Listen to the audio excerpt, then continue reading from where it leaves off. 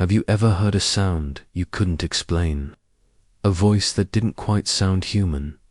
What if I told you that sound meant you were already marked? They call her Hachishakusama, 8 feet tall, and once she chooses you, there's no running, no hiding, no praying your way out. She follows you day and night until she takes you. This story begins in a quiet village in Japan, one of those peaceful places tucked away in the countryside where everyone knows everyone and nothing ever really changes. A young boy, no older than 8 or 9, was sent by his parents to spend the summer with his grandparents, who lived in this rural village. The boy loved these trips. His grandparents' home was surrounded by fields and forests.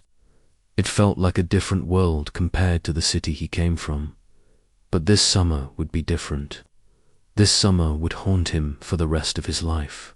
One warm afternoon, he was playing alone in the backyard. The air was still, and the sun was just beginning to dip behind the trees. That's when he saw her, standing behind the wooden fence. A tall woman. No, not tall, impossible. She was nearly 8 feet high. Her figure stretched unnaturally, as if she didn't belong in this world. She wore a flowing white dress that reached the ground and a wide-brimmed hat that shadowed her face. But what chilled the boy the most was the sound. A low, unnatural voice repeating one strange word over and over. Po, po, po. Frozen with fear, the boy couldn't look away. But as soon as he blinked, the woman was gone. Later that evening, he told his grandparents what he saw. He expected them to laugh, to tell him it was his imagination. Instead, they turned pale. His grandmother's teacup slipped from her hand and shattered on the floor. His grandfather clenched his jaw, visibly shaken. Neither of them spoke for a few seconds. Then his grandfather stood and locked every door and window in the house.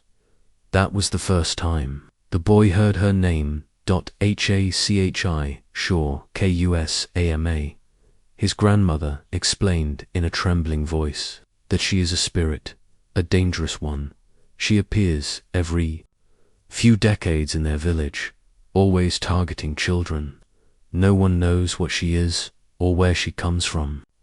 But once she sets her eyes on a child, she won't stop until she takes them forever. The po, po, po sound isn't just noise, it's a curse.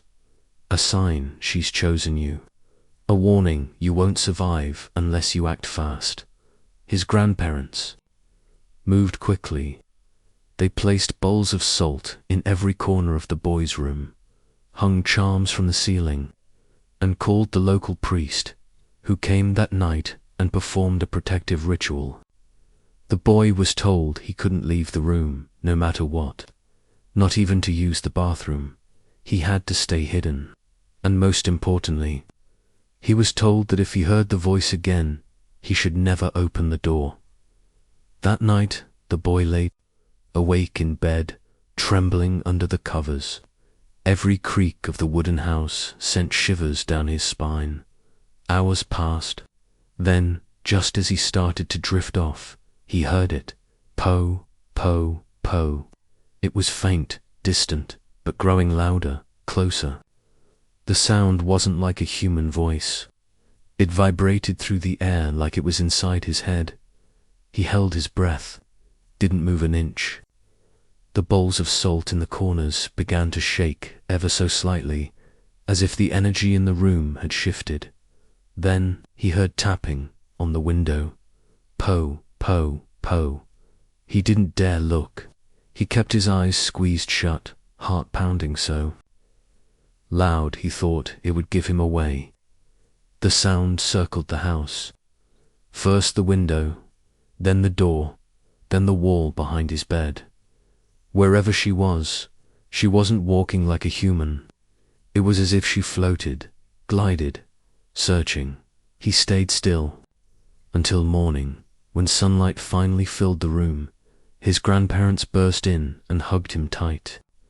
Without wasting a second, they packed a bag for him. The priest returned and gave him one final blessing. Then they put him in the back seat of a car and drove him far away, hours away, to a distant relative's home in another part of the country. They told his parents he couldn't return, ever. That was the last time he visited that village, for years. The family never spoke of what happened. It was like a shadow that hung over them, unspoken but never forgotten. Even as he grew older, the memory stayed sharp.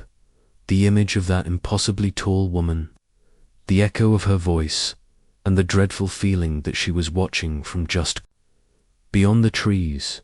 They say Hachishakusama still appears from time to time, always in quiet villages, always when no one expects it. Some believe she's a demon, others think she's a spirit of vengeance. But everyone agrees on one thing.